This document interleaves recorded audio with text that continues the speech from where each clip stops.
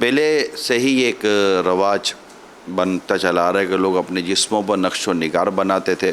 ایک پہلوان جو تھا وہ گیا یہ بنانے کے لیے کہ میرے جسم پر ایک خوبصورت نقش و نگار بنا دو۔ تھا پہلوان، بنانے والے نے کہا کہ حضور کون سے جانور کی تصویر بناؤں؟ اس نے کہا کہ ایک غضبناک شیر کی تصویر بنا دو میرے بدن پر۔ اس نے بنانی شروع کی، سوئی کو اس کے کندھے پر چبویا۔ اب لگائے گا تو صحیح نا، بنے گی کیسے؟ اور جسے چبویا نا اس کو درد ہوا۔ اس نے کہا کیا کر رہا ہے؟ کہ صاحب وہ بناؤں گا تو سوئی تو چبھے گی نا۔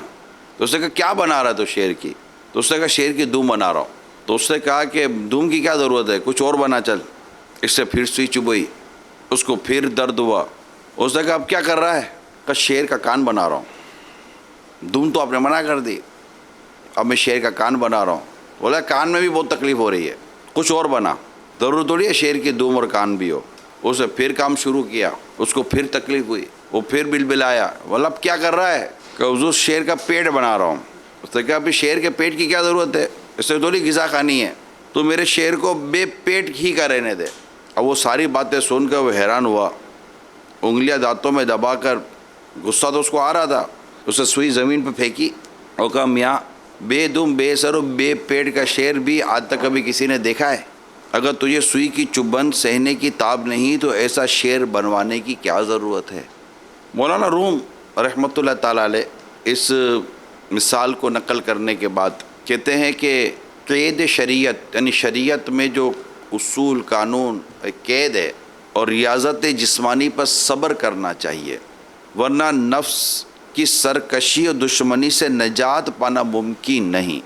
اگر ہم اسلام کی خاطر مشکلات کو برداشت نہیں کر سکتے تو ہم اس بے صبر پہلوان کی طرح اپنے کسی مقصد میں کامیاب نہیں ہو سکیں گے۔ دنیا مومن کے لیے قید خانہ ہے اور کافر کے لیے جنت۔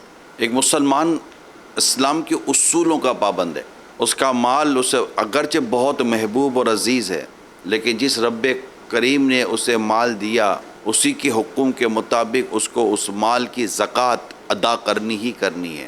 جس پر حج فرض ہو گیا اس کو حج کرنا ضرور ہے۔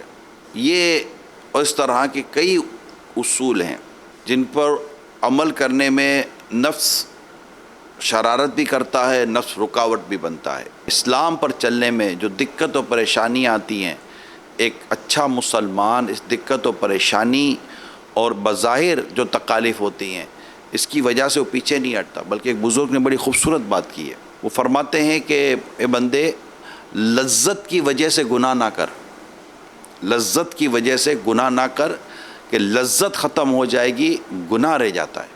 تکلیف کی وجہ سے نیکی نہ چھوڑ، تکلیف ختم ہو جاتی ہے، نیکی رہ جاتی ہے، اور یہ وہ نیکی ہے جو ہمیں قبر و حشر میں اپنے رب کی رحمت دلائے گی انشاءاللہ، دنیا میں بھی رب کی رحمت دلائے گی۔ ان رحمت اللہ قریب من المحسنین، کہ بے شک اللہ کی رحمت نیکوکاروں کے قریب ہے۔ تو اللہ ہم سب پر اپنا خاص فضل و کرم فرمائے، ہمیں اپنے دین پر، اپنے اسلام کی تعلیمات پر عمل کرنے کی اللہ کریم ہمیں توفیق عطا فرمائے۔